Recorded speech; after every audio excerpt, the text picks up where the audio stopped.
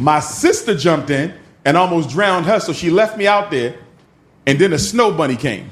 It saved and I saw two big white titties and I grabbed them. Black power. I said we want black power. I mean, snow bunnies never. If you want me to believe you, you should have died. Wherever she is, I want to say thank you to that flat butt, big breast white woman. Because if it wasn't for her breasts, I might not be here now. Black power. All right, so Dr. Umar talks about his limited experience with the white woman, his first and only encounter with the whiteness. So a class that will be taught in Frederick Douglass Academy is African definitely spirituality and cosmology. Hoodoo and voodoo. That's going to be a very controversial topic. I'm teaching it. Hoodoo and voodoo, though. Ifa. Ifa, which is the spiritual system of the Yoruba peoples of Nigeria. Voodoo is a cousin system. Okay. Similar but different. You feel me? Yeah. But that's still within the family of African spirituality. Unfortunately, because of the propaganda against voodoo, right, and because of some practitioners in voodoo who have used divine magic for evil purposes, for black, voodoo has gotten a bad name. Right. But I want you to understand something, my good sister. Shout out to the voodoo brother. The white man has intentionally demonized and criminalized voodoo because he's afraid of it. Right. And why is he afraid of it? Because it was voodoo. Because y'all be having little heads, making people's heads little, and them voodoo dolls, they kind of scary too. I'm just saying. That our Haitian African brothers and sisters use to give us the first independent free black republic in the Western Hemisphere when they won the Haitian Revolution against Napoleon, the white man's greatest general. Napoleon was defeated by an army of slaves. And he fought for 13. They fought for 13 years, right? Yeah, that's a hell of a fight. So the white man don't ever want no black person practicing voodoo because he don't control it. Religions are instruments of control. Yeah. The best way to control the people is to make them think God wants them to do things a certain way. If I can convince you God wants you to do this, I never have to worry about arresting you. And that's kind of my point. This society needs a little bit of that. I'm just saying. Religion is the best thing that happened to white supremacy. It can also be used to our benefit to maybe control these kids, man. Start taking them to church. If we know that, he gonna use voodoo. I mean, maybe voodoo will work. I don't know, nigga. Who am I? I'm not a priest or nothing. Look at all them children been through the Roman Catholic Church. Yeah. And ain't nobody said nothing. Why? Because religion brainwashes you into thinking that the church is supposed to be in control of your life. Mm-hmm. Jesus said, the temple of God is within you, not within no church, not within no religion. Me personally, I think religion is a distraction away from higher spirituality for African people. Keep you caught up in beliefs, in rituals, in customs, as opposed to focusing on your divine destiny and your relationship with the Creator. I had a close friend tell me that she thought that slavery was a blessing because that's how Christianity was introduced to African people. She suffers from post-traumatic slave disease. Yeah. First of all, we had Christianity first. Yes. Christianity came from African people.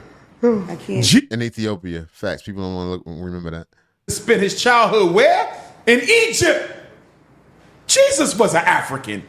Where did Moses go to school? At this point, Zach dropping him. Is that you? No, Shango dropped him. Shango is the god of thunder, not Zach.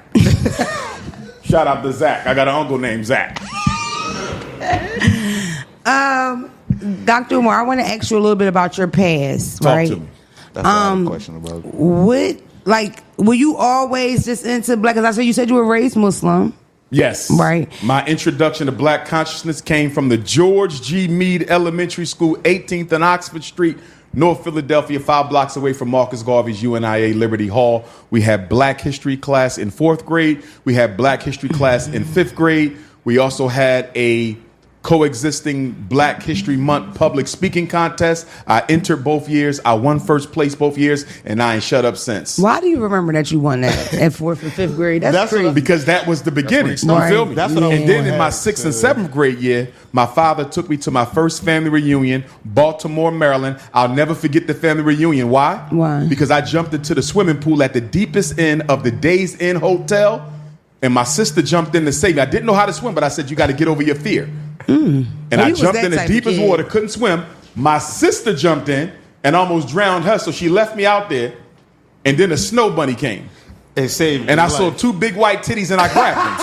Black power. I said we want black power. That's when it happened. He knew that he. You said you why you ain't snow bunnies never. If you want me to believe you, you should have died. You should have died right there. You should have not grabbed them. Grabbed them 2 white breasts and that snow That was the last white titties he ever grabbed. saved the life of the future Prince of Pan-Africanism. Wherever she is, I want to say thank you to that flat butt, big breast white woman. Because if it wasn't for her breasts, I might not be here now. Black power. What the f do y'all want me to do? Cut the light off me. Leave it on him. What are we doing? And so check it out. We walk in the back of the church, and it's all this Frederick Douglass memorabilia. His hat, his Bible, his shoes. So I asked my father, I said, what's all this Frederick Douglass stuff doing at the family reunion? He said, And that's why he be saying that he Frederick Douglass' cousin. you're related to him. I said, oh, I'm related to Frederick Douglass, the greatest black leader in American history? Oh, it's on and popping now. By the time I graduated from elementary school, I knew I would be the prince. Really, that early? I knew it. So you go about And the Garvey building was 5 blocks away. My mother bought my sneakers. That nigga was gathering money for the school. He was still in school. He said, we could turn this right here into the... You remember Hollywood Sneaker Store on Cecil B. Moore Avenue? Right, yes. That's where my mother bought my sneakers. Guess what was right next door to Hollywood? The Garvey building. But I never knew it was the Garvey building until they painted it in the Garvey colors, red, black, and green. I don't remember the Garvey building, but I remember Hollywood. Because they never, there was no sign on there. Because I would have got introduced to Garveyism sooner. Back then, You feel me? yeah. As a baby. Yeah. But it obviously wasn't meant for whatever reason. You Right, feel me? Maybe my right. father would have kept me away from it because of his Islam brainwash. Right. Whatever the case may be. But I joined the UNIA right around the time I came out of undergrad. Okay. You feel me? And I never left. It's been 25 years. What made you go into psychology for kids or I psychology? wanted to be a period? psychologist because my father was very strict and abusive to me and my mother, Okay. emotionally and physically, in North Carolina, where he was a drill instructor for the Marine Corps.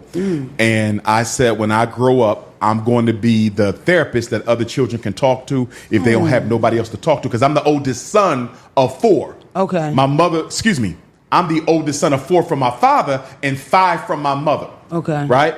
So my mom and dad had 4, and then when they got divorced, my mother had another boy. Okay. So but I'm the oldest. Right.